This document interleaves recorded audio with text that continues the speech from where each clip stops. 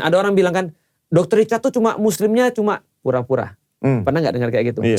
Sering ya? Pura-pura doang, karena ada segala macam. Aku bilang gini, sebentar, kita boleh aja nggak suka dengan Dr. Richard. Sebagaimana ada orang nggak suka dengan aku juga boleh-boleh aja. Ada orang nggak suka dengan banyak banget. Tidak ada masalah juga, kan nggak semua orang harus suka kan ya. Tapi kalau kita berbicara tentang masalah keislaman, membatalkan keislaman seseorang, ataupun kemudian kita meragukan keislaman seseorang, itu konsekuensi hukumnya parah. Iya, oh ya? Ya, itu parah hukumnya. Oh, makanya, kalau kita membatalkan keislaman seseorang, jatuh ke dia.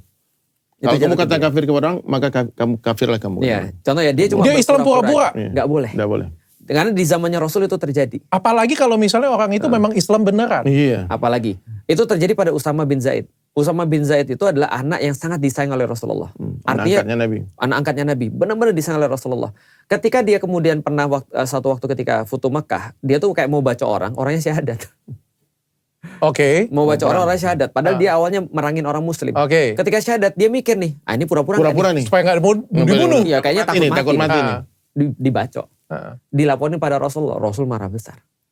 Rasul bilang gini, itu bukan urusan kamu. Kenapa kamu gak belajar hatinya dan lihat sebenarnya dia berimannya beneran atau pura-pura. Artinya walaupun pura-pura pun, itu kita bukan hak kita untuk menghakimi.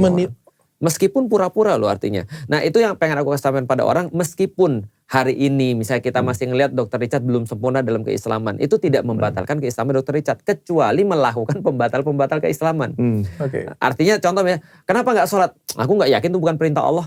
Batal. Itu batal. Kenapa gak sholat? Aku gak yakin dengan Al-Quran yang nyuruh sholat misalnya, itu batal. Tapi kalau dia cuma males, itu gak membatalkan keislaman. Contoh ya, Dr. Richard misalnya contoh, lagi posting, wah hari ini aku makan babi nih misalnya, aku minum khamr nih misalnya dan segala macam, aku minum arak dan segala macam, itu juga tidak membatalkan keislaman. Selama yakin itu haram.